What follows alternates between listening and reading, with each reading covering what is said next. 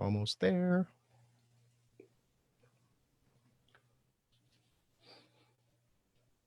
Here we go. You can do music first, right? Yep. Here we go.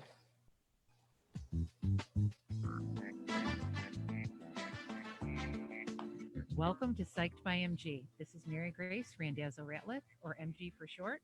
I've been a psychotherapist in private practice for 32 years now. Guess what, everyone? We all have issues.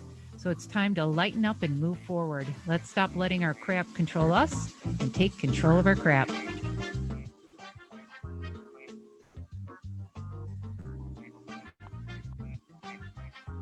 Well, we're here tonight. Hello, we've got Lisa Bunnage with us tonight. Welcome back, Lisa. We're excited to have ya. And we've got, of course, Barbara Mangami. Hi, Barbara. Hey there. Hi, everybody. How's everyone doing? Doing good. Doing good. Well, before I even forget, I've got to let everybody know where they can find us. You can find Psyched by MG, of course, at Podcast Detroit. Big shout out to them. Spotify, Google Podcasts, Apple Podcasts, YouTube, Facebook, of course, LinkedIn.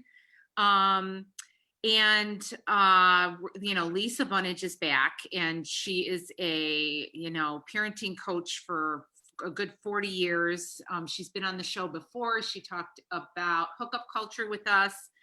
And you can find Lisa at bratbusters.com.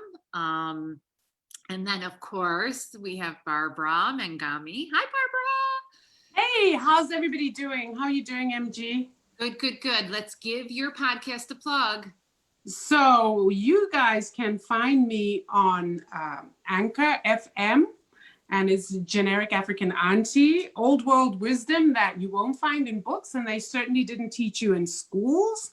You can find me on Google Podcasts, Apple Podcasts, Spotify, and several other platforms. But yeah, guys, do subscribe. Send your young women over there. I talk specifically to young women. So thank you. Yes. And the big thing, and I want to tell everyone who's listening, please take a moment. We really, really need you to subscribe, to hit like, to rate us, give us a nice rating. That kind of support is just so essential to us.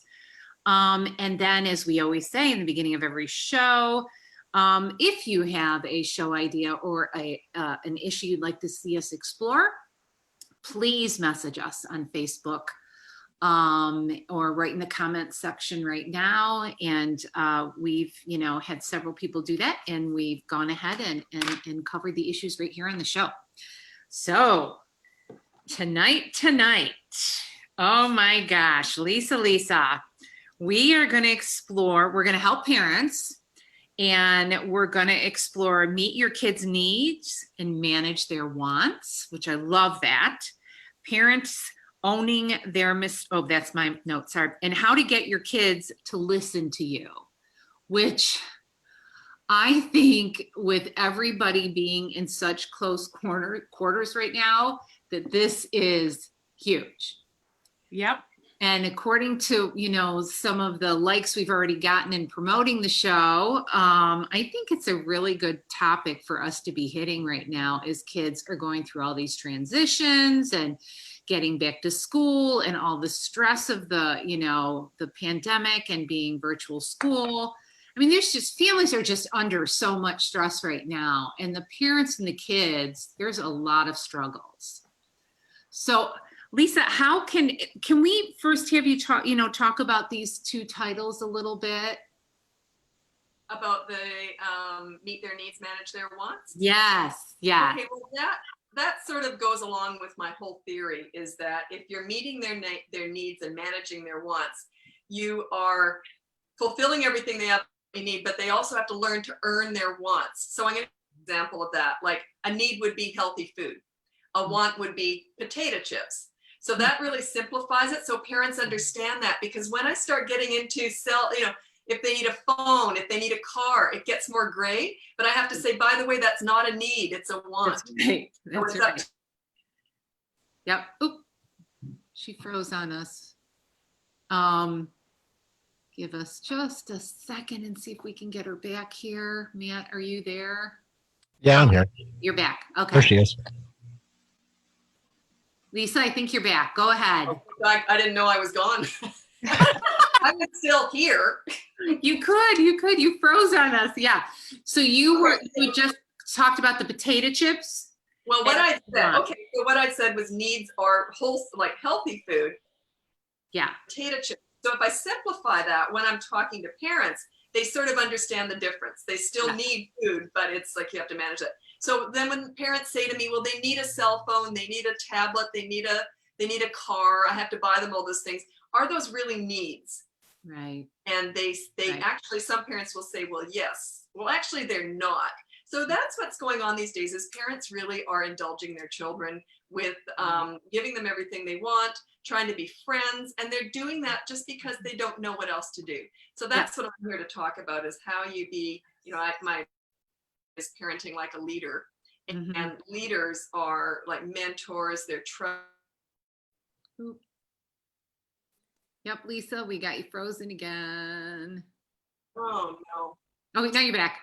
Okay, so where did I stop? Because that's good stuff. I don't want you to miss it. I know. I don't want anyone to miss it either. So I was talking about how parents these days often mix up the wants and the needs. So that's just a baseline, like healthy food versus potato chips. They need to, and with cell phones, by the way, I do believe cell phones are pretty much needed these days because we want our children to be available. And just because something's a want doesn't mean we're withholding it. It just means we have to kind of consider it. And Yeah. also we control it. So if their behavior is wonderful, they can have a lot more wants, but we start pulling those away, but we never take away needs. And one of the needs is love. So very good. Very good, Lisa. Okay. So I'm going to give you a really good example of, I was talking to this family just recently, and they were really struggling with bedtime, which is one of my most easy things to deal with, right? But they really struggle with this.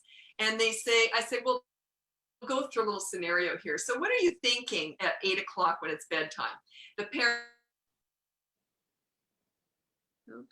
need to get. Yep. Wait, Lisa. Gotta come back. Now you're back. You're back. Okay. Yep. So the parents are thinking, am I back? Yep. Okay. Back. So the parents are thinking everything they want, why they want their kids to go to bed. I need more time to myself. If they don't go to bed, it'll be really difficult to get up in the morning. Mhm. So they think it all through. And why won't they listen to me? This makes perfect sense. This is what parents think. And I say, well, really, what the kids are thinking is, I don't want to go to bed at 8, and I haven't had to in the past because all I have to do is throw a fit, ask for water, say I don't feel well, I got a tummy ache, and I can stay up all night. So that's what kids are thinking. So they're not on the same page at all. And your kids aren't listening to you, but you're also not listening to them. Yep. Yep. Example, he was 2. And he was out in the back sandbox and he was throwing stones over the fence, hitting the fence. It was going into the neighbor's yard. I was horrified. I go running out there and I'm talking to him like most parents that I know now do, but certainly not the way I dealt with it later. But I said to him, you shouldn't be doing that. That's really mean. We're going to have to go over. You're going to have to apologize to the neighbors. I carted him down. He apologized. We picked up the stone. And I'm a wonderful mother. I'm doing everything so beautifully.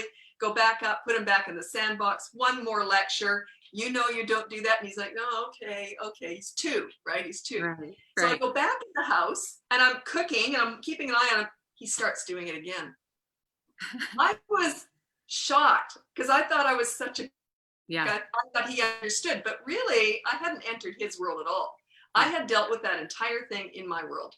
Mm-hmm. So what I did, it just hit me. I went storming out there and I could have wrenched his neck. I mean, it was just one of those situations where you just see red, right? And then I just, like a stone, it was well, like he probably hit me in the head with. Yeah.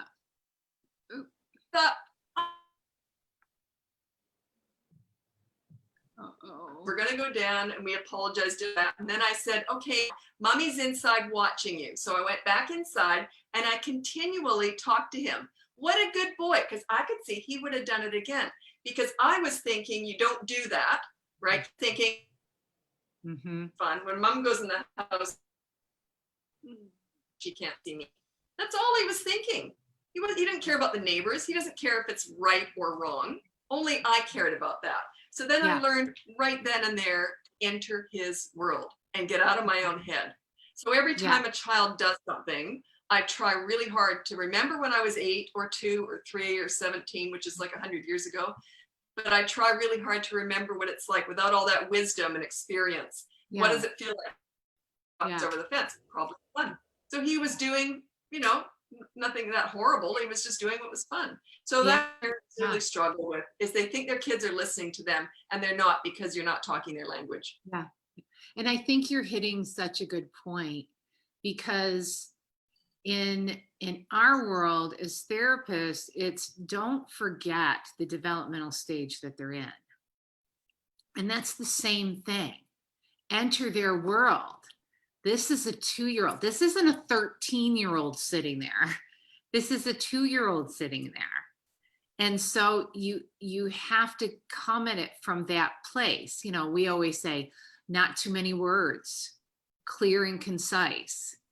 And so that they can absorb it. And with little boys, I add, there's a great book called The Good Son that helps parents to understand boys' worlds and girls. There's the boys' world and the girls' world, and that they can absorb, especially real little ones, if you put your hand gently on them and touch their skin. Because of their testosterone, they actually will absorb what you're saying better than if you yell it across the space. And I thought, oh my gosh. So I actually tried that with my son, and it really does work. And later on in the show, I'll tell a cute story that really taught me this lesson with him, and him having his temper tantrums at 2. But The Good Son is a good book. It's a great resource to help parents to come into that boys' world, especially. They are boys of few words, and they are more physical. And so that's a great book. It's by Michael Gurian is the author of that book. I used to work with troubled teens, and they always put me with the boys because they were violent, right? And they were the ones they wanted to calm down. I always touched them when I was talking to them. Always had my hand on their arm all the time. Yeah. And that makes a big difference. That's another show, by the way. Oh my God, that would be such a good one. Another show is how to connect with. Yes. Oop, you froze.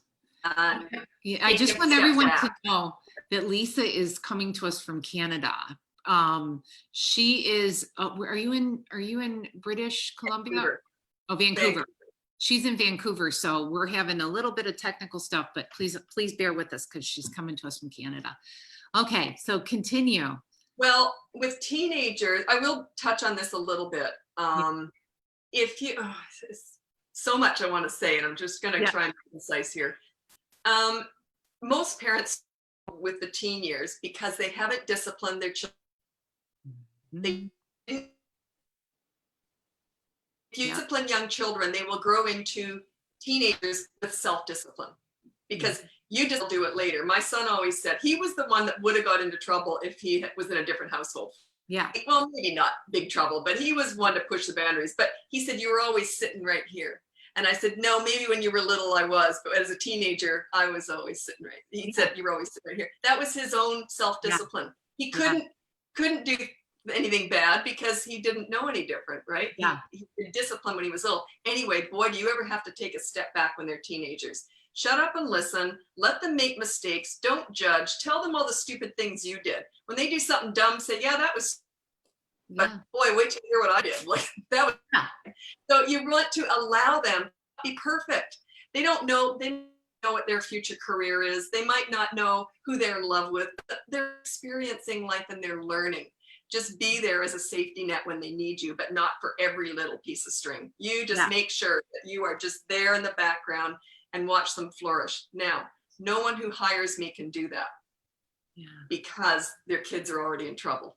Yeah. Right? That's a whole different thing. So I won't even go into that today because that's a whole different thing. How do respect when you had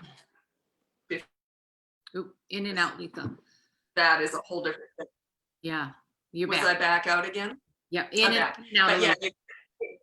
okay, it's very different getting respect when you've shown them that you didn't earn it for 15 years. Yeah, It's very different. It's doable for Yeah. sure. Transformations is what I do. It's doable, but it's a lot of work.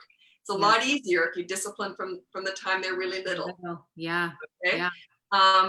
Okay. So Can I add one thing to that, Lisa? Because I 100% agree with you. And also when parents are dealing with kids and the kids have done something wrong and it scares you as a parent, be careful of turning all of your fears with your child into anger. Because I see that over and over again where they're yelling at the kid, but in reality, the kid's done something that scared them. And to say, look at when you do that, you scare the hell out of me.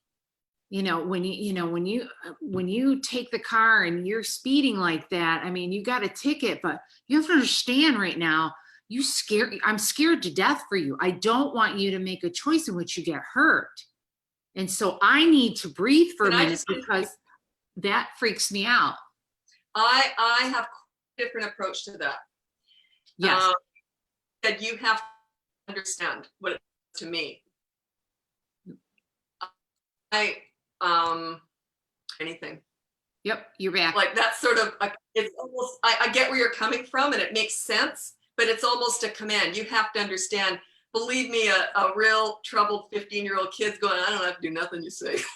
Like, they're really got attitude and they're like the real rough kids, they're not gonna respond to that. So they really don't give a crap how you feel because they don't respect you. Yeah. So you don't earn respect by telling them how you're feeling. And that's just like you said, that's a really troubled kid. That's a really troubled kid. I'm talking crisis, violent offenders. They tried suicide a few times.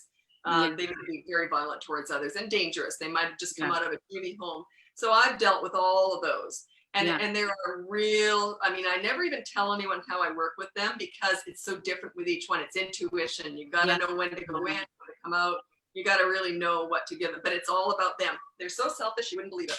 You have to just give. I don't talk about myself. They barely even know my name, but it's all about them. Before they know it, I'm under their skin and they're telling me everything. And then they start to respect me. Yeah. You see how I go at it? I get in their skin. I get into their world. That bond, the importance I get that bond. And I never give advice. Mm-hmm. Never give advice. Everything I do is done through acceptance and love and empathy. But I never give kids advice. I never told my kids what to do. My mom never told me what to do. Mm-hmm. If ever I went to my mom with a problem, she'd say, well, you got a good head on your shoulders. Let's work it out. Mm-hmm. Mom, tell me what to do. No, you got a good head on your shoulders. So you see how that gets your respect. And builds confidence. Mm-hmm. Mm-hmm. Oh, Lisa, talking about, can I just a little lecture here about yelling. I consider yelling to be abusive. I was never yelled at. I never yelled at my kids except once. My son was 12 years old and he was a great kid. Taking out the garbage, it dropped all over the kitchen floor. I yelled for the first time ever. And he looked pure white. His lips went white and he'd never been yelled at before. Yeah. And anyway, so I made it up to him. It was horrible. I didn't completely lose. Like for me, I lost it because I don't yell. So, and I said the like DAM word, I swore, like I never swear or anything. Yeah. So anyway, then I said I felt horrible. I bought him a new PlayStation game. He tried to get me to tried to dump the garbage after that to get more games. Didn't work. Haha. But anyway, so it turned into be funny. He's 30 years old and he still says that was the most damaging thing that ever happened in his childhood was me yelling at him that one because he'd never been yelled at. Now that got me thinking. I thought, was I really that bad? And I know I. Mm-hmm. Oh, Lisa. That every day. You're coming back now. You're back. Am I back? Sorry, I don't know what's going on. I don't know what's going on. It's going in and out. But hang on. You know what? Hang on one second, Lisa. Matt, are you there? Oh yeah. Barbara got booted out. She needs to dial back in then. Okay. Go ahead, Lisa. Okay, so It's the internet, so it's nothing that I can control on this end. So Yeah. Yeah, so Well- Lisa, just know that there's internet problems. It's not us, everybody. he's coming back in now. All right, here she comes. All right, Lisa, go ahead. Okay, so I was just going to talk about yelling and why it's so important not to yell. So with that damage, he's 30 years old. My son still remembers that like it was yesterday because he'd never been yelled at before. Yeah. Now, that really, I would not have even thought of that, except at 30, he mentioned that. And I thought, wow, what is yelling really doing to children that they become immune to it? Mhm. And Yeah. and I said to my son, I said, how did it feel? And he goes, you hurt me. You hurt my heart. Like Yeah. he said, I always felt so respected. And he says, I felt like you didn't care about me. I felt like the worst of the worst things came out in him. And that the only time I'd ever yelled at him. And he Yeah. still remembers that. So what's happening if you yell it to your kids repeatedly? I'm not blaming you for it because you just don't know what else to do. Yeah. It's Yeah. your own frustration. You're human. Yes. You do it because you don't know what else to do. But just realize what it's doing to those children. Yeah. Children who become immune to being yelled at, there's something about them. They're more prone to being bullied. They're more prone to bullying. They're more prone to have very low self-esteem, which later on in the teen years, when things aren't going well, they can be self-harming in all different ways. And so, yeah, yelling is considered, it's in the abuse department. And I've talked to a lot of parents about this. And they say, oh, their kids don't even listen when they yell. And I thought, ooh, that's not Yeah. good. So Yeah. And I really you want know, to encourage you. Lisa, we do need to do a show about boys because I'm going to go right there. You know, with testosterone in young boys, testosterone makes them more physical. We all kind of, oh yeah, you know, they like the rough and tumble, but I say you've got to take that a little bit further, that it makes them very in tune to their physical bodies. And so when you yell at a boy, they feel it deeply. They physiologically feel it. When, you know, I always say when I yelled at my daughter, I could yell across the room. I could give the instructions. I could say, hurry up, we have to go. And she'll yell back and she'll say, Mom, I'm coming. My gosh, you don't have to yell, blah, blah, blah. We'll have a dialogue. And we're not really feeling what we're doing when we're yelling back and forth.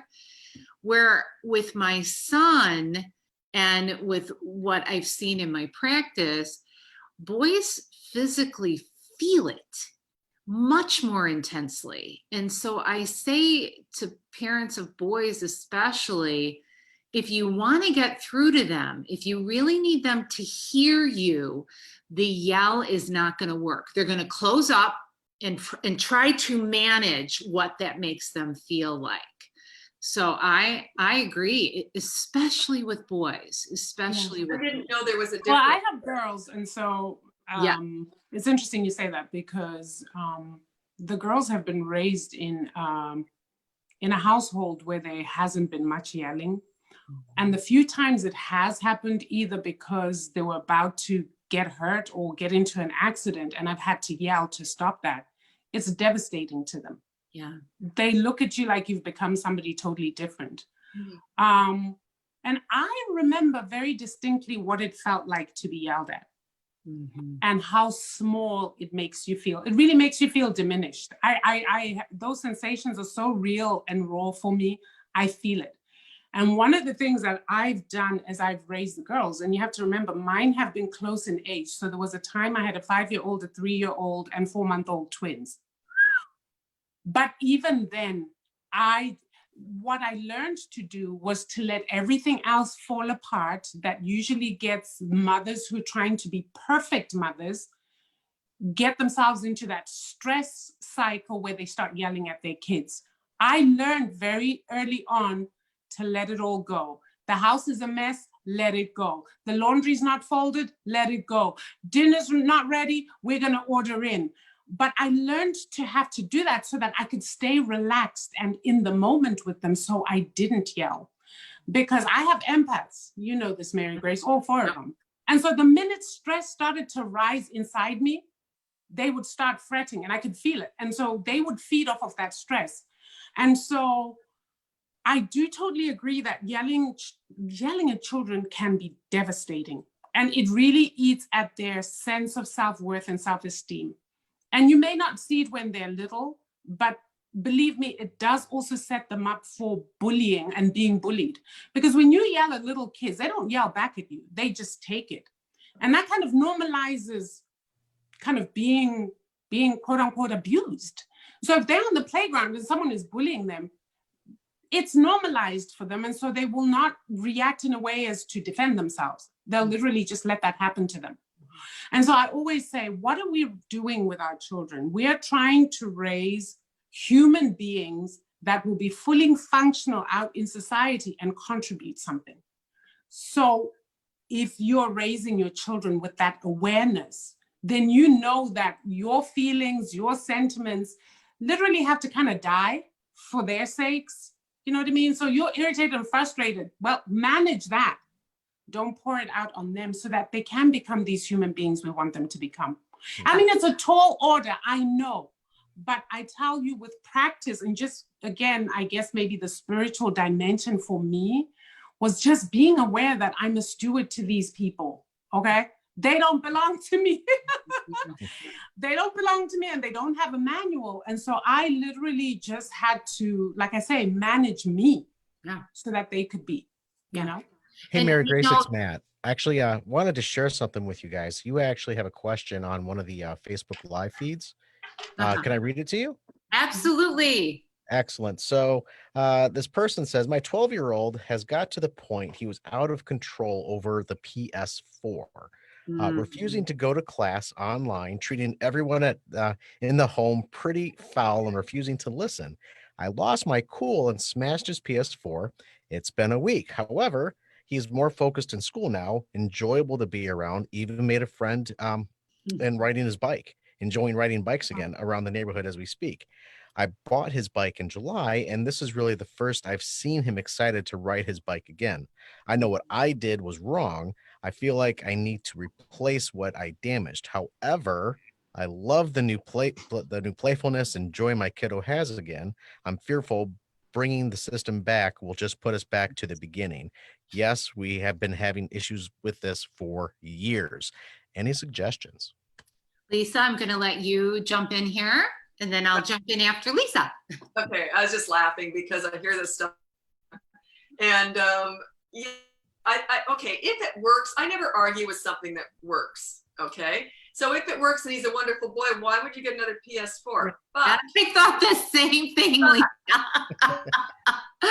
so it's like saying, well, everything's going great, so I'm gonna put a gun to his head now. Like, I mean, it just doesn't make any sense to get a PS4. But Oop, Lisa, you froze. Just so you know. Now you're back. not that PS4s, whatever, all the gaming consoles, just gaming on computers now is a bigger deal than it ever was. It kind of is. I don't really want to rob them of that. I don't want to say that's a bad thing, but that's in the wants department. And I would say you've got an hour a day and that's it. You know, there would just be a time frame when everything's done, when you've gone bike riding. So you can't just sit around like this all day long waiting for your 1 hour on the machine, but you have to go do something physical. You have to eat, you know, you have to sort of do all these needs first, and then you an hour a night if everything's good. And you know, the bottom line is, anyway, if everything goes great today, sure, you can have an hour. It'll be my decision if it doesn't. If a kid ever argued with me when I laid down the law, my kids would never argue because they knew I was the fault through. So I'd say, well, look, you know, if everything goes well today, so keep it general. In other words, you're the judge of it if it goes well. Otherwise, they'll fight you on every single point. So if everything goes well today, I'll give you an hour on the PlayStation set the time between 8 That's right. Be clear. Yes. So let's say they're rotten and they disrespect you, say anything. 8 o'clock and well, you weren't very good. You said something mean to me, didn't you? So not tonight. Then I would say, if they even consider arguing with me, I would say, do you want to double it? So no gaming tomorrow either. And then I never go past that. I only double a punishment. They learn really quickly who's in charge. That's right. You're in charge of the wants, right? Your obligation is to give them the needs, but that is not a need. So if everything's going great, good for you. And by the way, I'm not judging you for wrecking the PS4. No. You know how many of my clients have done stuff like that? I laugh. I can see it. I don't know. I don't blame them. But Yes. anyway, Yes. I mean, Lisa, I don't think you know this about my story, but especially with the gaming and the technology, I think Lisa stated it so well. Please set up the framework, set up the time limits, get on there, know what they're doing. I'm going to tell parents about Kaspersky as a way to control it. Screen time is another it's a parent monitoring system.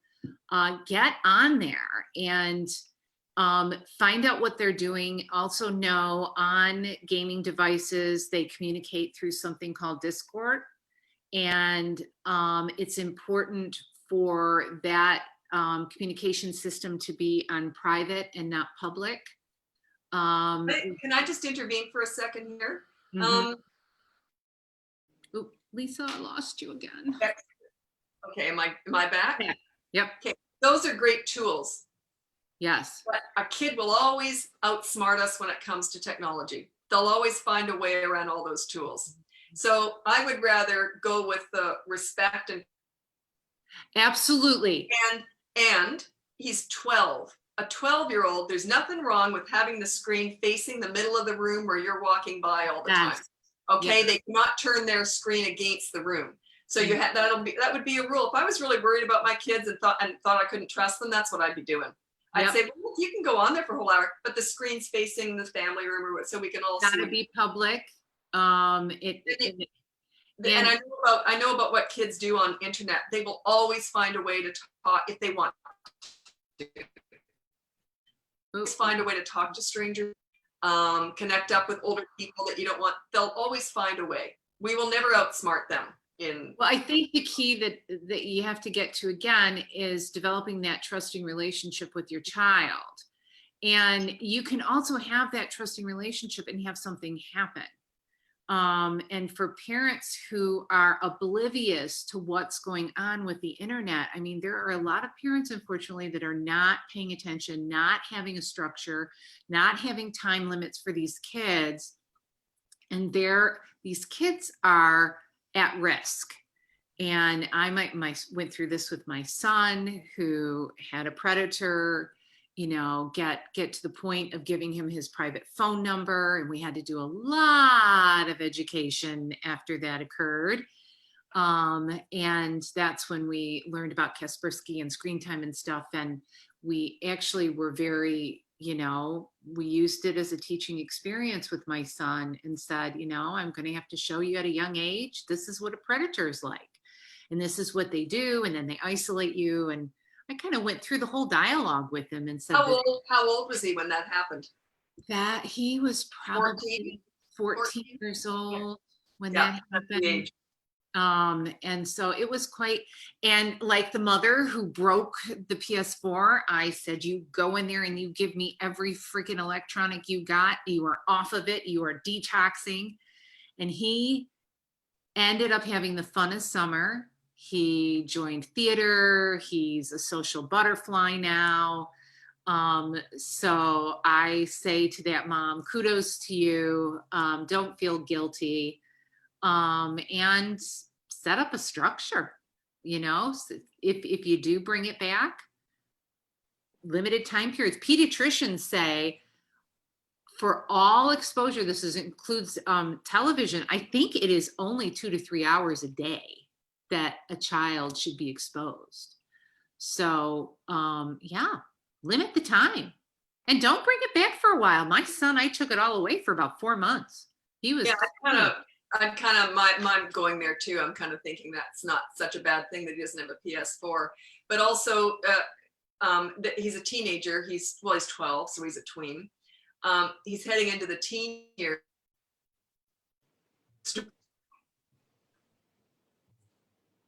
Lisa, you stopped.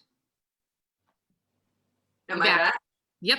Structuring becomes more difficult as they're teenagers. You just got to start letting go. The harder you try to structure and control them, the more challenging it can get. what I suggest, what I say to parents too, is everything that they talk about, I said, when do we talk about sex? Well, I talk to my kids about everything from a very young age appropriate. So that by the time they were teenagers, there was nothing left to say. I didn't wait till, we didn't talk about predators. I talked until they were probably 4 and 5 years old. We were talking about predators online. Everyone you talk to online on this computer is probably a big, hairy, older, bald man with a cigar hanging. I kind of painted this picture. Age appropriate, though. Age appropriate. You didn't say this is a pedophile on the other side to a 5-year-old. But can I just ask a question? Sorry to interrupt. I'm listening and I'm thinking to myself, wow, I struggled so much with finding the balance. I didn't want my children growing up with a fear of the world and a fear and a suspicion of people, because the world is a beautiful place. And I've experienced that kind of world because, as you know, Mary Grace, I've traveled all over the place and I left home at a very young age. And through the grace of kind people, I made it to where I am. And so there was a part of me that didn't want my children to miss out on that. But then, of course, there was the mother there, which wanted my children safe. And I always kind of struggled with that balance. How much is going to make them fear being out there in the big bad world? And how much or how little is going to be, what do I need to tell them so that they're safe as well, but at the same time kind of preserve an innocence about them? And the way it worked out for me is I just learned to follow my instincts on a lot of things. Like the conversations around sex and sexuality started very early in my home, simply because I guess for me, I have girls and I'm a anti-sexual violence activist. And so I've always been aware of how young girls particularly are vulnerable, particularly to predators. And even among their peers, there is a differential setup between boys and girls already by society that renders girls more vulnerable, I think, to abuse, even by peers.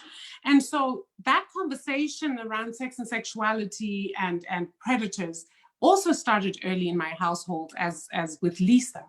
But I did struggle with finding that balance. And in the end, all I did was just kind of follow my instincts on things.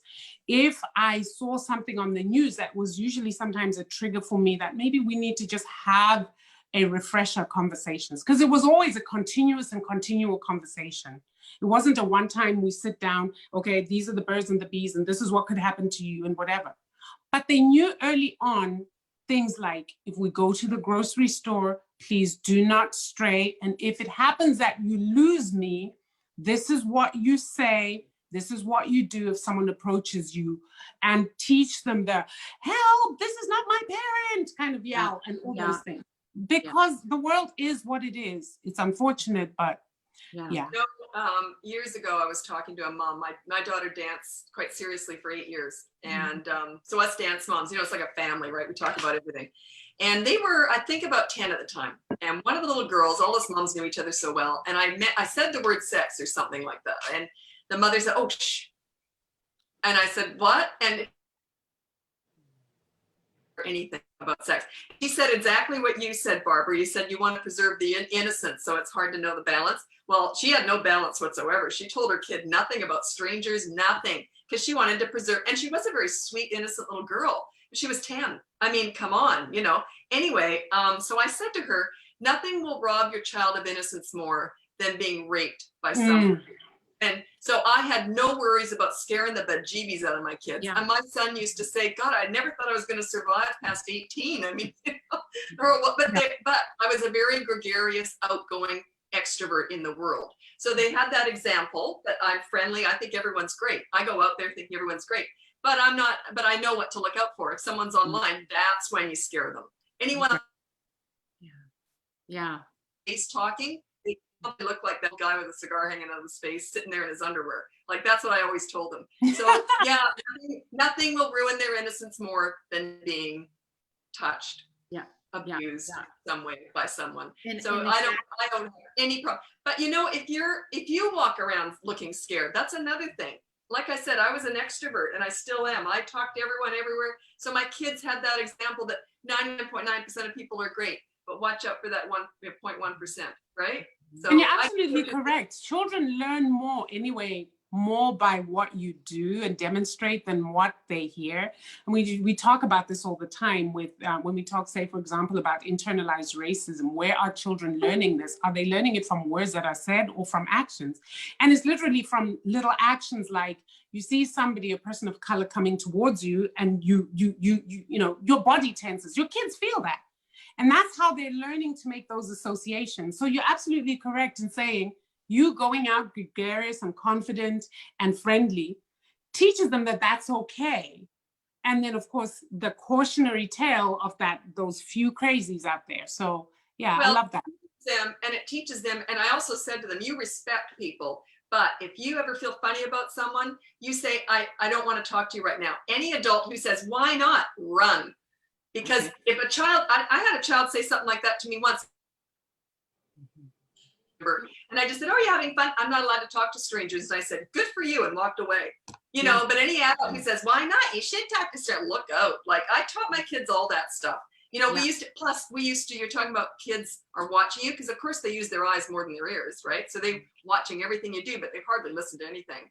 But also you do, if you really want to train them about something, act it out. Like do like little skits or whatever. We used to have a riot doing stuff like that. And we dress up with this, you know, like it's like, hey little girl. Like we did all sorts of weird stuff. I taught them, but it was done in a funny way, but the message was there. And it's okay to say no. And if an adult doesn't respect that, then they're not a good adult. You go to the next person. And I always said, if you're ever somewhere and I pass out or something happens to me, you go to an older woman, like someone my age now. For an older, and I just sort of put that.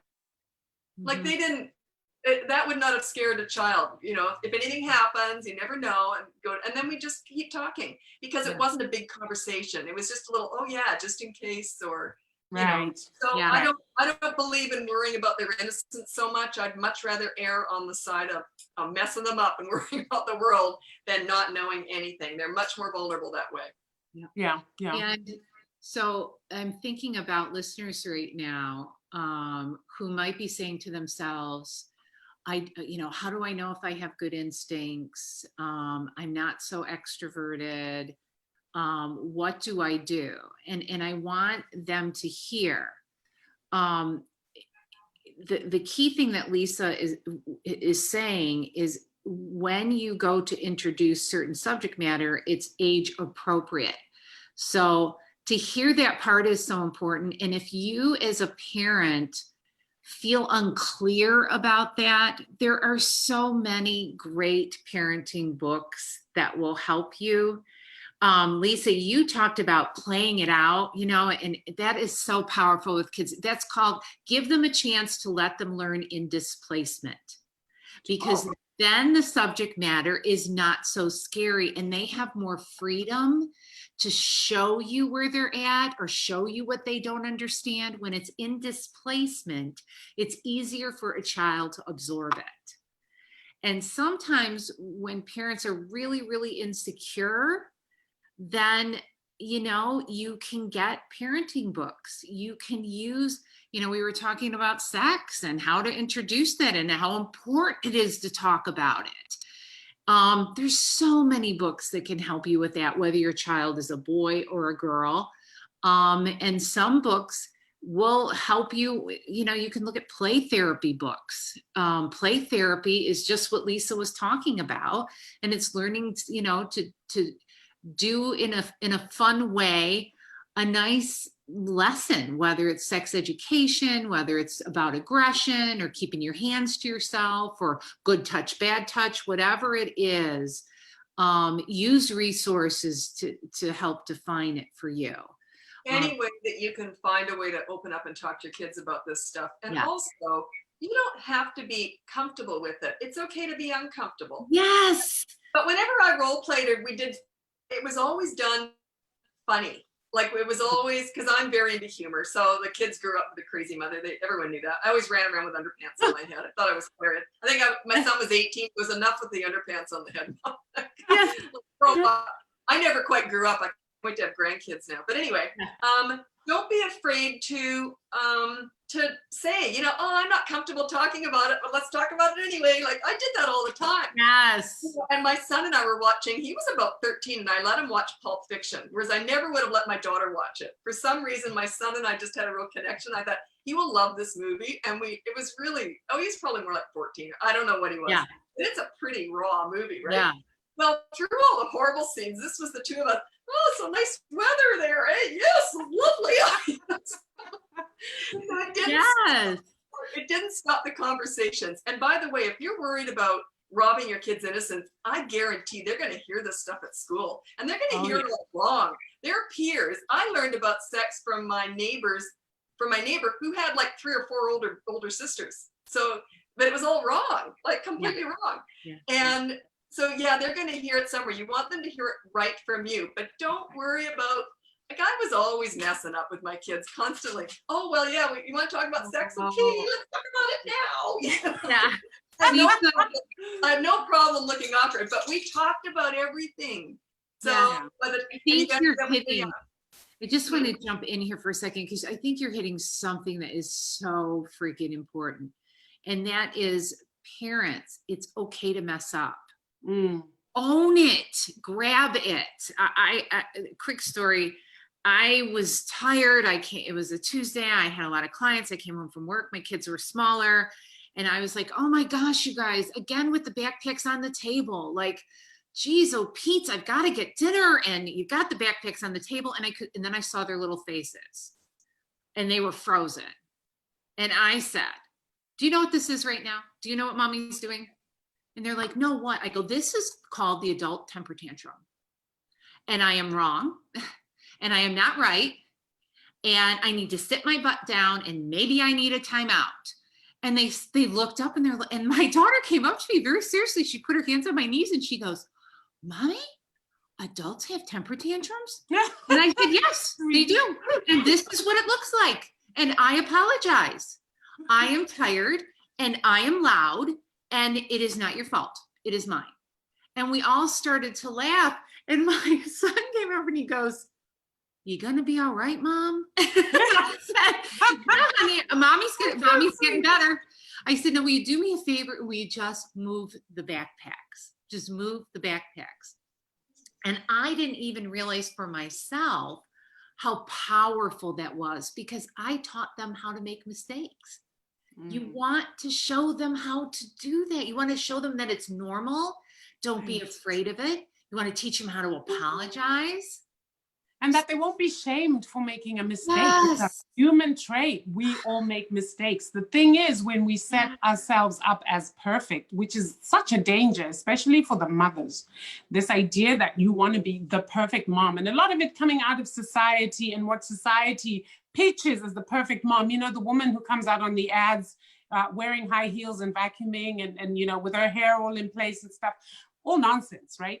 Yes. But when you demonstrate to your kids that you make mistakes and can own them, it's such a powerful lesson for them too. Because I found with my girls, one of the things I always said to them is, you will never get into trouble for telling me the truth. No matter what it is. However, if you lie to me and I will find out, then I'll be really upset. And so simple things like, who left this plate here? I did, Mommy. Okay, come and move it, please. Sorry, gets moved. As opposed to them fearing you so much that they would lie. Who left this plate here? I don't know. You know, that, again, it's a harder way of parenting, but it is the right way to parent, is when literally you keep always in the forefront of your mind that it's not about you. It's about raising these people, as I call them, because they're little, but they're people. Yeah. So if you can remove yourself and raise them to be their own self, allow them to be their own selves, it's amazing. And so just those little lessons. I mean, my 18-year-old once wanted to go to a party. And because of these lessons that we had over time, she'd come to me and she told me, I want to go to a party and I just want to tell you that the people who are going will be drinking. And I said, okay, what about you? And then she said, while I'm driving. So I said, oh, wise. Here's a question. If you weren't driving, tell me. And then she said, and I knew, she looked away, she looked at me, and then she said, I mean, would it be okay if I had a drink or two? But because we'd had the drinks conversations, we'd have, you know, they were allowed to drink in here, okay? And yeah, Child Protective Services, come and get me if you want. But I did allow them because I have Italian friends that come from Africa. And you know what, in Africa, there's no big stigma around alcohol. The result is if you destigmatize, demystify this stuff, the kids lose that crazy obsessive interest. Mm-hmm. So all this to say that your teens particularly will actually come to you with things they are unsure about, rather than try to hide it from you. If there is this basis of open communication, if there is this basis of you having done some stuff and you own up. I told my kids I've smoked weed, that big deal, because they asked me. Mm-hmm. So mom, and why would I lie? I mean, to do what? I want them to learn from my mistakes. I want them to learn from, and for them to know that I was their age once too, and I navigated this and I came out the other end just fine based on certain decisions that I chose to make. So all this to say, yeah, it's really important, that communication piece. Yeah. You just said, I want them to learn from my mistakes. I think every parent said that. I never said that. I didn't see that as an option. Yeah. I think I want them to learn from their mistakes. I just would rather them not be big ones. Yeah. So yeah. I really didn't want them to learn from my mistakes. I want them to build their own path. Yeah. You know, but I just was there to guide them to not make any big mistakes. That's, you know what I mean, like the real things. Yeah. But, I guess what I meant by that is literally like, yeah, I did make mistakes, and I tell them and I share them about it. And it's important that you, I mean, I certainly always was very human with my kids because we were best friends. I was the goofy mom, but boy, oh boy, one thing I never ever swayed away from was I was the disciplinarian.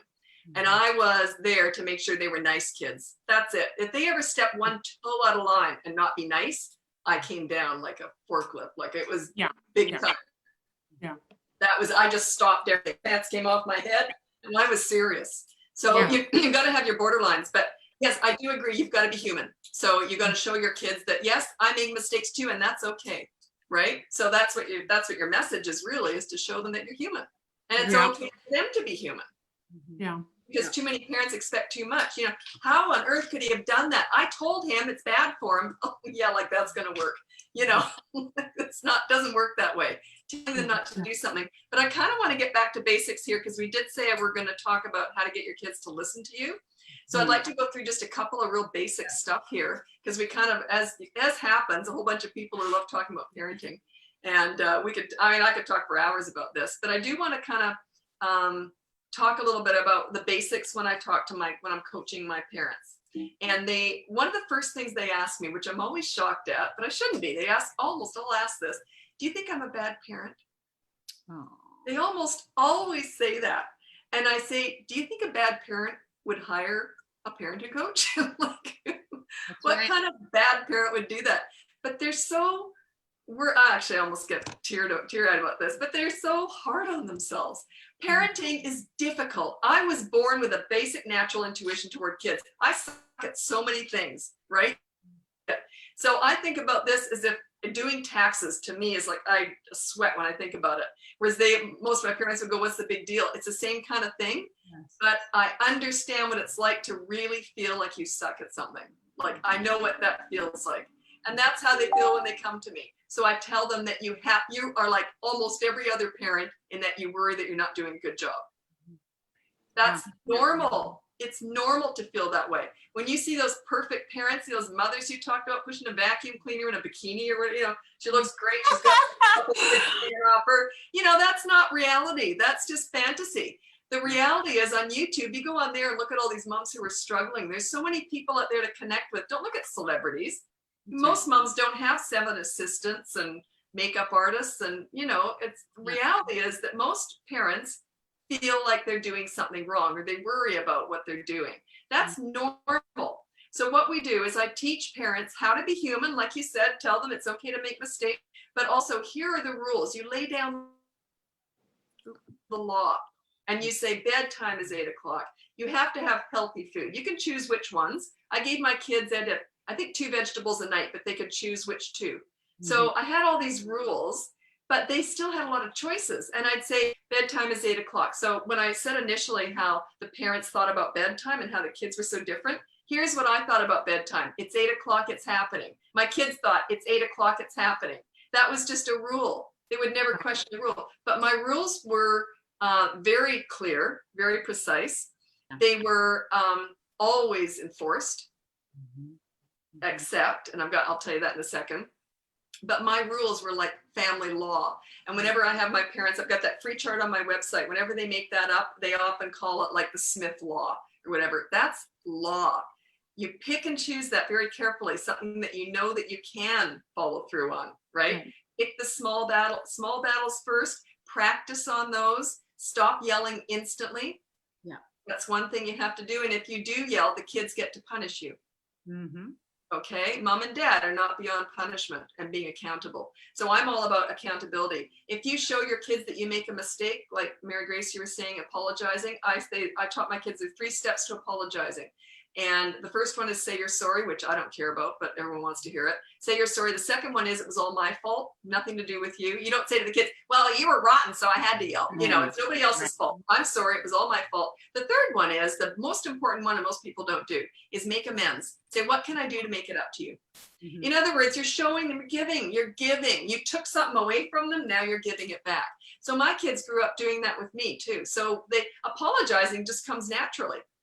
You know, my son would not have done that in probably any other home. It doesn't come naturally to him to say, I'm sorry, but he does. Yeah. Like, I can tell it's not in his basic nature, but he was trained that way from a really young age. Be accountable. Show your kids that you're accountable. Okay, you make mistakes, but pick those rules very carefully. Pick the small ones, not the big ones. Pick the big, the little challenges first. Get some clout with that, and then you move up to the next one. You don't lay down the law like you have 50 rules. Just pick one. It's bedtime, 8 o'clock tonight. Let everything else go. Perfect that. What'll happen is the rest of the rules will just come easily. But we start small. Pick your battles. Pick a small one. Don't pick the biggest one first. Yes. And if you're dealing with a troubled teen, there's really not much I can tell you on this platform right now, because that's really in depth, right? That's really in depth. But if we're getting there, if you're in crisis, we should do a show on that, Lisa. We should let our viewers know. It's something, it's very near and dear to my heart, because you can save lives with this stuff, is knowing how to deal with a teenager in crisis. And often nobody knows what's going on in their head. But it's a whole different show. And, but anyway, I really want to stress to parents that you're not alone. Most of my clients I'm not cheap, so most of my clients have money. They often want the nanny in on the calls. I don't. So we go in about how to get respect, and you start small. These people are running huge corporations. They are powerful, successful people, and they get this little 2-year-old. All of a sudden, they're blubbering idiots. They don't know what to do. So it's normal. It's very normal to struggle with parenting. Yes. You're not alone. No, you aren't. No, not at all. Great message. And, to that mom that wrote in, you get a lot of support from us here. And, keep that PS4 away for a while. And then when you bring it back with a structure. And if you feel you've really made a mistake, whether it's, how you broke it or screaming while you broke it, grab onto that part. You can always say, I'm sorry. Can I just say too, because that boy's 12, you want to start going into the teen stuff at that point, because he is still tween, but he's on the cusp, is I said an hour a day is fine. Here's what you can do. And this is the stuff I love, is with kids, show them respect by saying, he might say, look, a whole bunch of my friends are going to be online gaming all day Sunday. I say, great. You can do 7 hours on Sunday, but none the rest of the week. That's exactly what I do with my son. So you see, you're still towing the line. You're still doing that. You get this much time, and use it however you want. On Sunday, then you've used it all on Sunday. Yeah, so it's sort of, you do lay down the law, but at the same time, you're negotiating some things. And this is what I know it's really difficult for my parents to deal with. Like, well, when do I know? And I say, well, you talk to me about it and we'll discuss it. but that's a perfect one. Is 1 hour a day that can be 7 in one day or split up. That's right. Right. That's right. So, That's so right. you're being fair. You're being reasonable. Point. Good point. Well, we're getting close to time here. So, Lisa, as always, it's great having you. And I really do want us to do a show about troubled teens. The suicide rate is up right now in the United States. The suicide rate, not just amongst teens, but in general, is up 30% right now. And so I just say something about that. I'm sorry, but I've had some contacts from young people who are suicidal. I'm always available for that. If you are a young adult or anybody and you just want to talk to someone because you're thinking about hurting yourself, I'm here for you. You can message me. There's no charge for this. You message me. I am here for you. You are not alone. Bratbusters. If not me, I'll find you someone else. Yep. Bratbusters.com.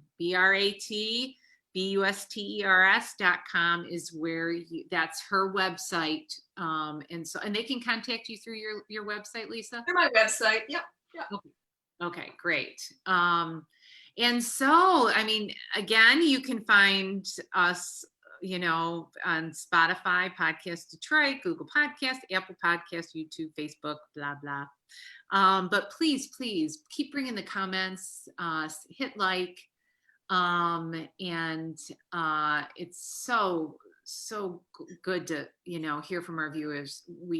Barbara and I, oh my gosh, we appreciate it so much. And we will have Lisa back. This is her second time on our show. I'm sure we're going to get up to like time 10 or something like that, because she's such a great guest. So thank you, Lisa, for joining us tonight.